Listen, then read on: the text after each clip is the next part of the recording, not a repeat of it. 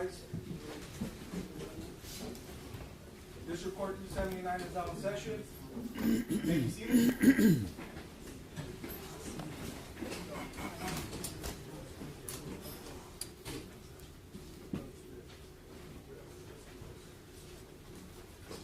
Please, everybody, whatever the outcome is, please no outbursts, okay? In the courtroom. Thank you.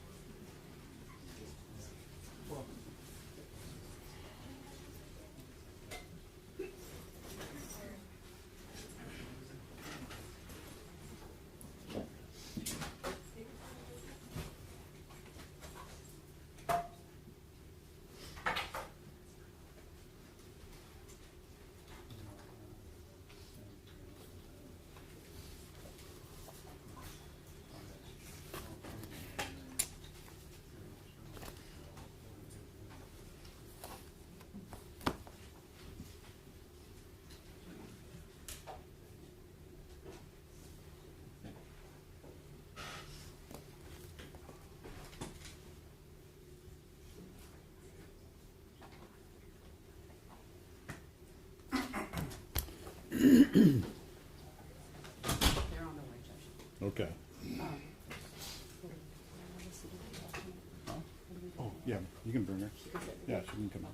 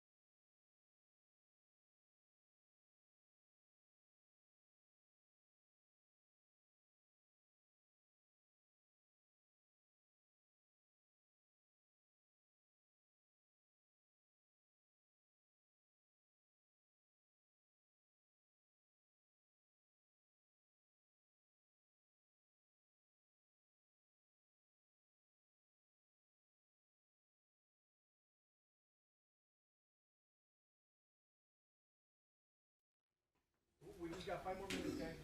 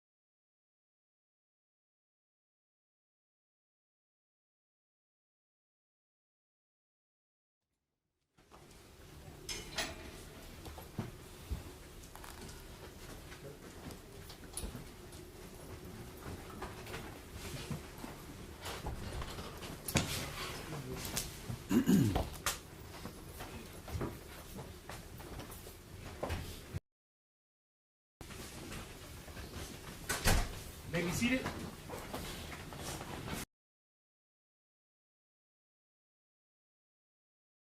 Have you reached a verdict? We have. Have you reached a verdict in every case, each count? We have. Is every verdict unanimous? Yes, sir. All right, if you can hand it to the deputy, please. Thank you, sir.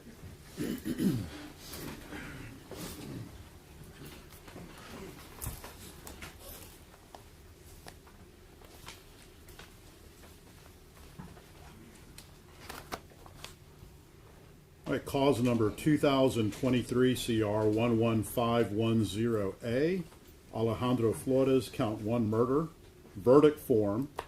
We, the jury, find the defendant, Alfred Flores, not guilty of the offense of murder as charged in count 1 of the indictment in cause number 2023 A. Number 2, aggravated assault, verdict form. We, the jury, find the defendant, Alfred Flores, not guilty of the offense of aggravated assault as charged in count 2 of the indictment in cause number 2023 CR 11510A.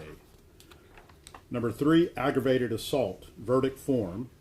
We, the jury, find the defendant, Alfred Flores, not guilty of the offense of aggravated assault as charged in count 3 of the indictment in cause number 2023 CR 11510A. Number 4, deadly conduct, verdict form. We, the jury, find the defendant, Alfred Flores, not guilty of the offense of deadly conduct as charged in count 4 of the indictment in cause number 2023 CR 11510A. Cause number 2023 CR 11510B, count 1 murder for Eleazar Alejandro, verdict form. We, the jury, find the defendant, Eleazar Alejandro, not guilty of the offense of murder as charged in count 1 of the indictment and cause number 2023 CR 11510B. Count 2, aggravated assault, verdict form. We, the jury, find the defendant, Eleazar Alejandro, not guilty of the offense of aggravated assault as charged in count 2 of the indictment and cause number 2023 CR 11510B. Count 3, aggravated assault, verdict form. We, the jury, find the defendant, Eleazar Alejandro, not guilty of the offense of aggravated assault as charged in count 3 of the indictment and cause number 2023 CR 11510B. Count 4, deadly conduct, verdict form. We, the jury, find the defendant, Eleazar Alejandro, not guilty of 2023 CR 11510B. Cause number 2023 CR 11510C, Nathaniel Villalobos. Count 1, aggravated assault, verdict form. We, the jury, find the defendant, Nathaniel Villalobos, not guilty of the offense of aggravated assault as charged in count 1 of the indictment in cause number 2023 CR 11510C. Count 2, deadly conduct, verdict form. We, the jury, find the defendant, Nathaniel Villalobos, not guilty of the offense of deadly conduct as charged in count 2 of the indictment in cause number 2023 CR 11510C. Does either side wish to have the jury polled? No, Judge, we don't wish to. No, Judge. No, Your Honor. No, Your Honor. All right, members of the jury, what that means, the court finds that your verdict is unanimous verdict on each verdict for each defendant. You want me to have a seat? With that, I'm going to go ahead and release you from your jury service. Your jury service is now complete. After I swore you in, I gave you some instructions. Those instructions included you not doing any sort of independent investigation, not talking about this case with anyone at all. All the things that I instructed you not to do, you are now released from each and every one of those instructions. That means if you choose to look up anything, do any sort of independent research, if you choose to talk to anybody about this case, you're welcome to do that. The choice is completely up to you. The notes that you have, those notes belong to you. When we go to the back, I'll let you take those out of the notepads. So we'll keep the pads, you keep the notes, and obviously the pens are yours to keep as well. I know that when we started this trial a very long time ago, it seems like, we kept you longer than probably any other jury that I've been involved in. And you were very positive back then. You were very gracious. I noticed during the trial you were always attentive, paying attention, making sure you were focused. You were very respectful to the court. For that and for the service that you provided as a juror, we will always be grateful to you. In a few minutes, I'm going to go to the back. I'm going to thank you personally for the service that you've done. So at this time, I'm going to go ahead and release you. You are excused. All right, from the jury.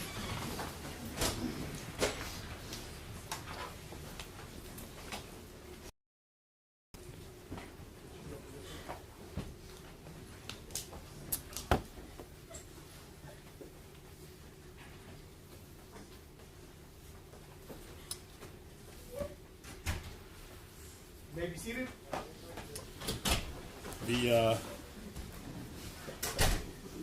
The deputy advised me that the jury wanted the. And you guys know that you have 30 days from today's date to file expunctions. All right. Anything else before we go off the record? Anything else? All right. We're adjourned.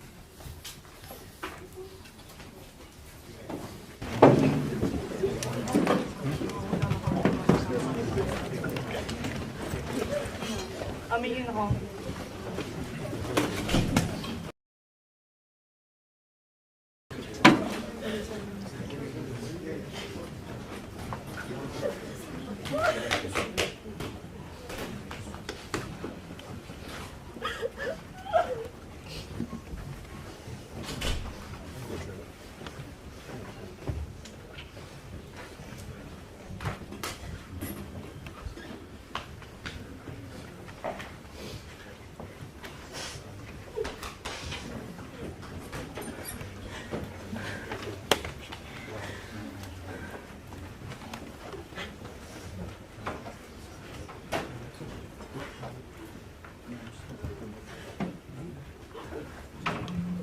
Leo's? All right, it's fine. I'm just making sure that we're not. Yeah, that's the jury.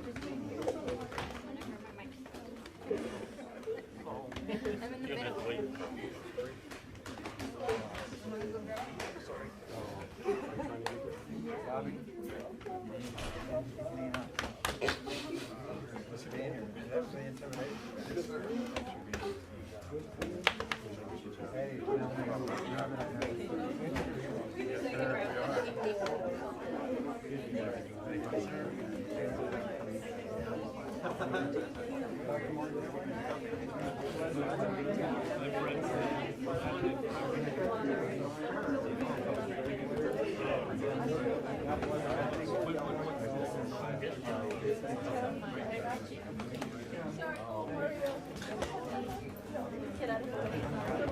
bless you guys. Take care. The butcher? Oh my God, the butcher?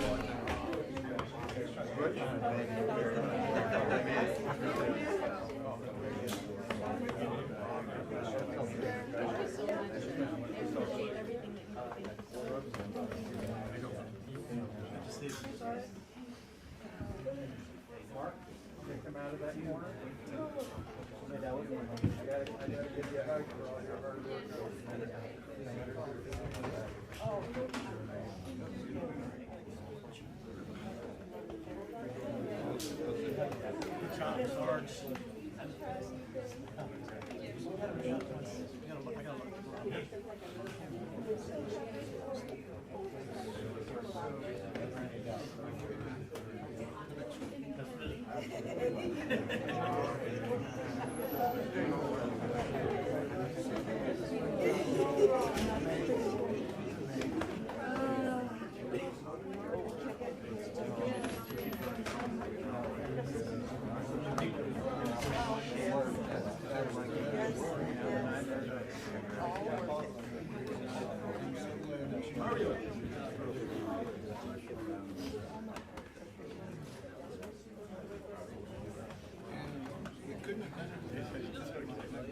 Yes, that's right.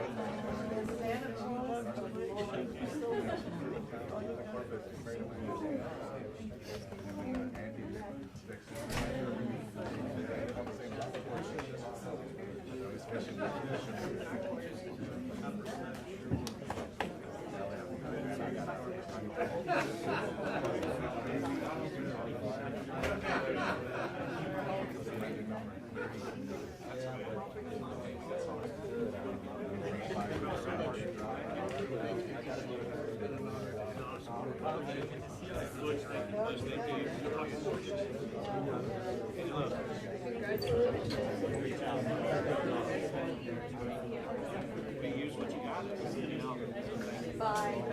Oh my God.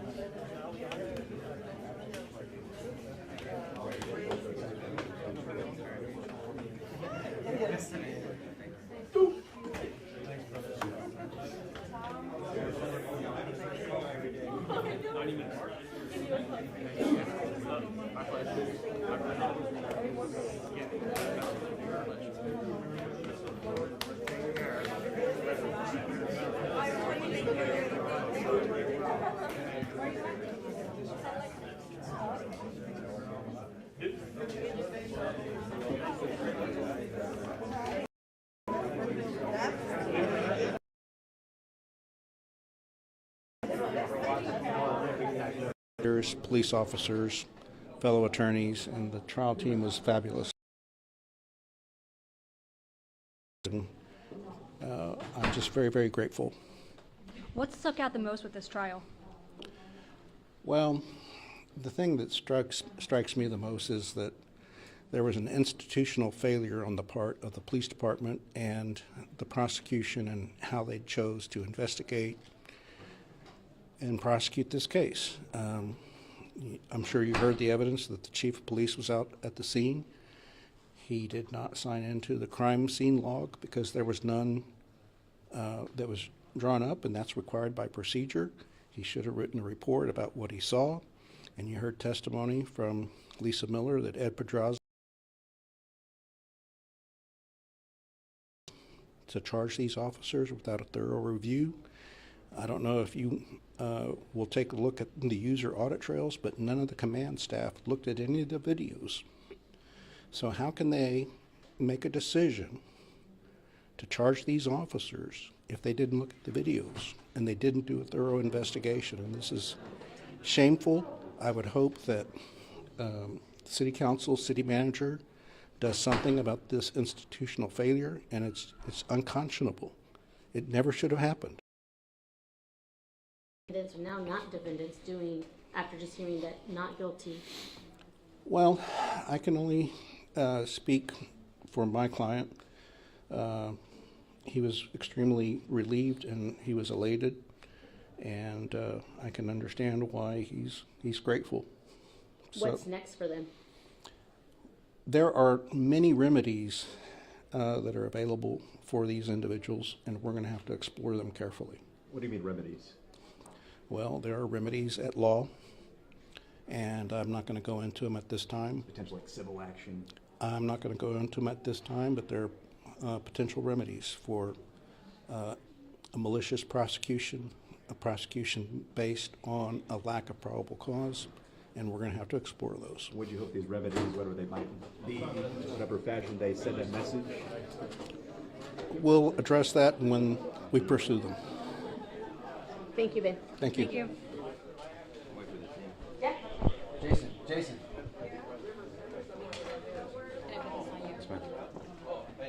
Get Tom. Thank you. Sure.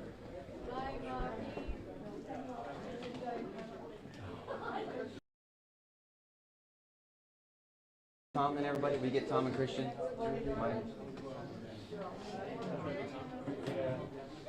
Just want to wait for everybody, I'm sorry. No, that's fine. Fine.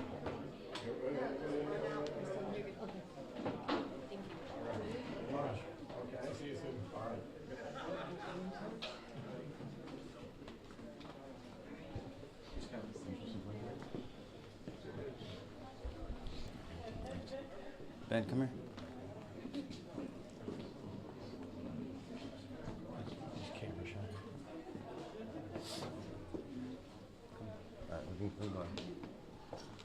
You ready? Yes, ma'am.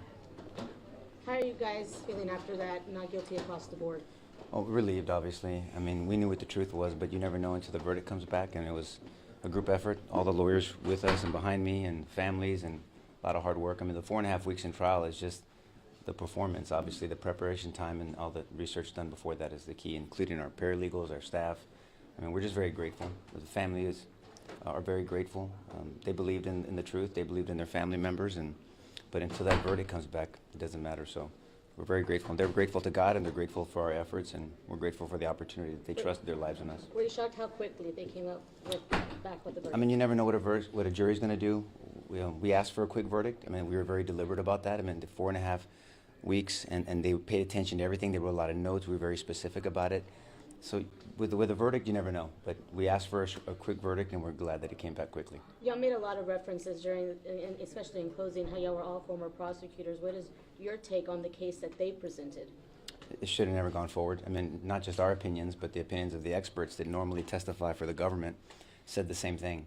This was unfortunate. I mean, I think the case and the evidence spoke for itself. The government had no expert witnesses, and their theory kept shifting throughout the trial, and we're just grateful that the jury saw it.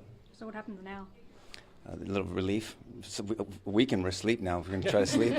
We're going to try to sleep. The families are overjoyed. Bug, his wife, is expecting their first baby. I think Nathan's going to work on another baby. I mean, they're very grateful. Their family can move forward now. Will they be fighting for their jobs back?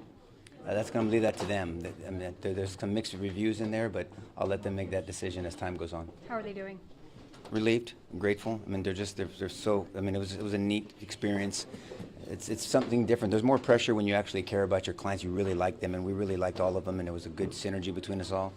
And so they're grateful. Do your clients have anything to say?